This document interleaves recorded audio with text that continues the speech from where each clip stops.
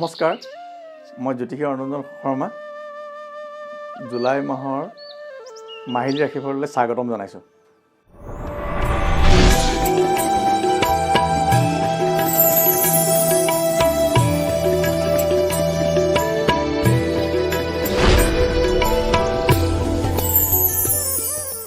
এইবাৰ আহিছোঁ মই কুম্ভ ৰাশিৰ জাতক জাতিকাসকলৰ বিষয়ে ক'বলৈ। জুলাই মাহৰ কুম্ভ ৰাশিৰ অধিপতি হ'ল শনি।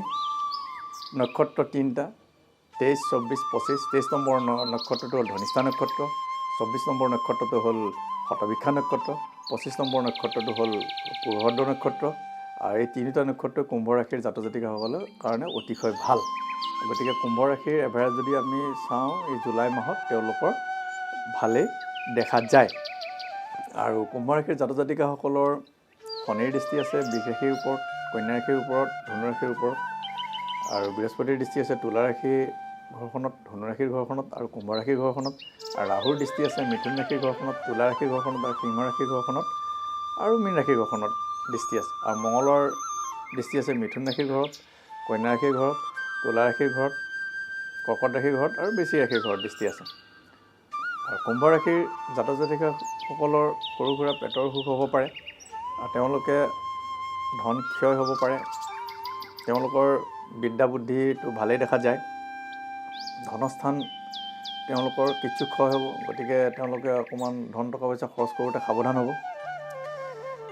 কুম্ভ ৰাশিৰ জাতক জাতিকাসকলৰ তেওঁলোকে কোনো ক্ষেত্ৰতে অবৈধ সম্পৰ্ক ৰখা উচিত নহয়। এই জুলাই মাহত তেওঁলোকে কিছু সাৱধানে থাকিলে ভাল।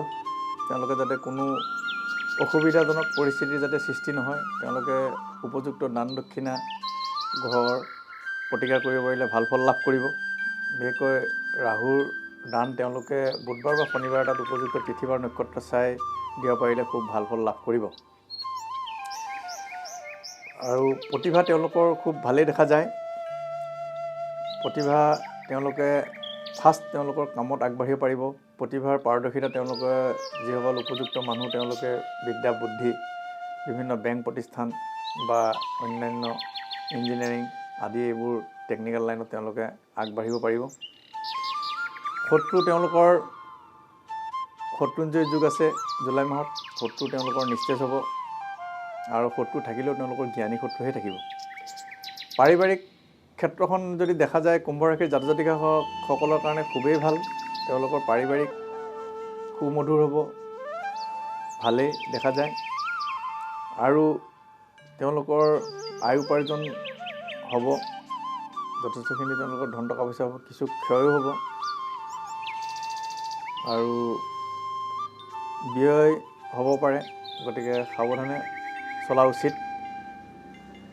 আৰু এই কুম্ভ ৰাশিৰ জাতক জাতিকাসকলৰ লগতে উল্লেখযোগ্য কিছুমান জুলাই মাহত দিন আছে। সেই দিনসমূহৰ বিষয়েও মই ক'বলৈ ওলাইছোঁ। মঙলবাৰ 14 জুলাই 29 আহাৰ এটা অমাৱস্যা তিথি আছে। এই তিথিটো পালন কৰিব পাৰিলে খুবেই ভাল। বৃহস্পতিবাৰ 16 জুলাই 31 আহাৰ অসমীয়া মাহৰ শ্ৰী শ্ৰী জগন্নাথদেৱৰ ৰথযাত্ৰা আছে। এই ৰথযাত্ৰাত অংশগ্ৰহণ কৰিব পাৰিলে খুবেই ভাল। বুধবাৰ 29 জুলাই 12 শাওণ গুৰু পূৰ্ণিমা এটা আছে। এই তিথি পালন কৰিব পাৰিলে খুব ভাল।